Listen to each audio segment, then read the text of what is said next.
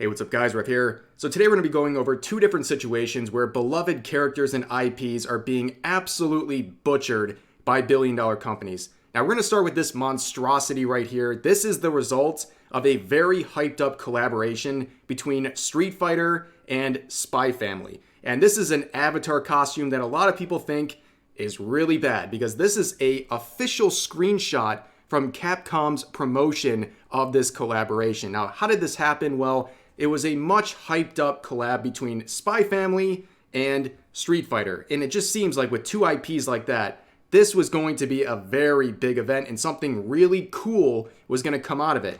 And also they made a full-fledged animation featuring Yor Forger and Chun-Li. And let's face it too, these two characters are very recognizable, not only for their just, how the character is in general, but also their outfits. So there was a lot of potential here with this collaboration, and people expected something really cool. Well, they didn't get that. They got this. And a lot of people are memeing on this costume. It is not a typical character costume. It's an avatar costume, and basically nobody plays the OC, so it's a very strange and kind of worthless event. And this is the official image they shared with their audience promoting this. This is a screenshot right from Street Fighter's official account. And it just doesn't look very good, ladies and gentlemen. Compare that to Yor Forger from the anime or even the promotional event.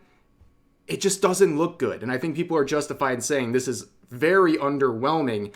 And within only hours of this avatar costume being released, people were already making better recreations. Like, I don't understand how they promoted it so poorly when it had potential to look much better like this. I mean, compare the two. Look at this. This officially shared image from Street Fighter's account versus some random player. It only took them a few hours to make it much more polished. But a lot of other people were comparing the trailer versus the skin because they hyped it up so strongly in the trailer. You had this actual anime-styled animation here, and then you get this skin, and it's only for the avatar. It's just very strange. And a lot of people are pointing out the irony of how poorly this looks. So $1.5 billion company, Capcom, upper left, right here, versus three weebs in some faraway country, Dead or Alive, Skyrim, and GTA V, Yor Mods. So you can see, even though this image is a little blurry, you can see their official avatar costume they released and promoted on their official account versus three mods made by players. They're infinitely better than what Capcom is coming out with, and that's really embarrassing to say. But the irony goes further because Capcom has been on a warpath with mods. Back in November, this is something we covered on the channel, they straight out said that mods are no different than cheating. And we're talking about mods like enhancing the appearance of your character. They're saying that's as bad as cheating, like fundamentally changing the game to give yourself an actual advantage in the game. They think those things are the same. In fact, they encourage their company and other companies to crack down on mods based on a standard that says offensive to public order and morals. If mods are offensive to public order and morals, they should be banned. Yeah, that's a pretty Puritan-like standard you would expect back in the 1950s, not in the year 2023 when this was made. And it's absolutely insane and really proof of how out of touch these companies are.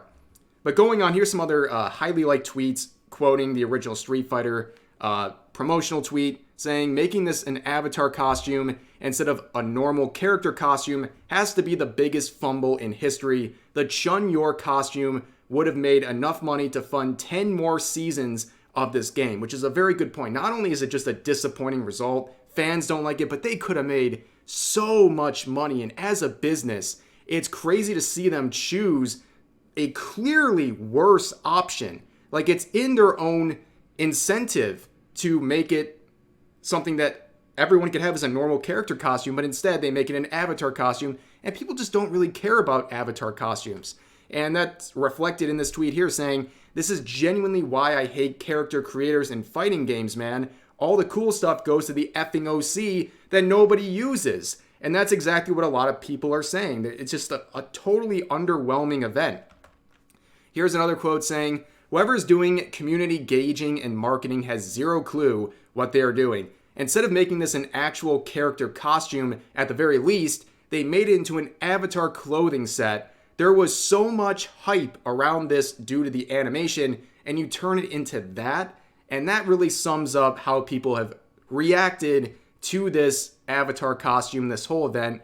Very disappointing to see so much potential because of the characters and the IPs involved, and yeah, a very disappointing result. But now we're going to move on to another disappointing result involving a beloved franchise. So this is an image that people are reacting to. This is a sneak peek of the Gravity Rush movie that is in the works. Now, I don't think you have to be very familiar with this franchise to understand how much of a downgrade this is, comparing the original character from the IP to this movie. This is like one of the ugliest designs I have seen. Now, obviously, people are outraged over this downgrade, but I also will admit I'm not someone who was familiar with the Gravity Rush IP. So in preparing for this video, I did a lot of research on it. And when you find out kind of the timeline of events leading up until this image right here, you will understand why people are so offended by this within the community of Gravity Rush. So back, I believe in 2012 was when the first installment of the Gravity Rush game released on the PlayStation.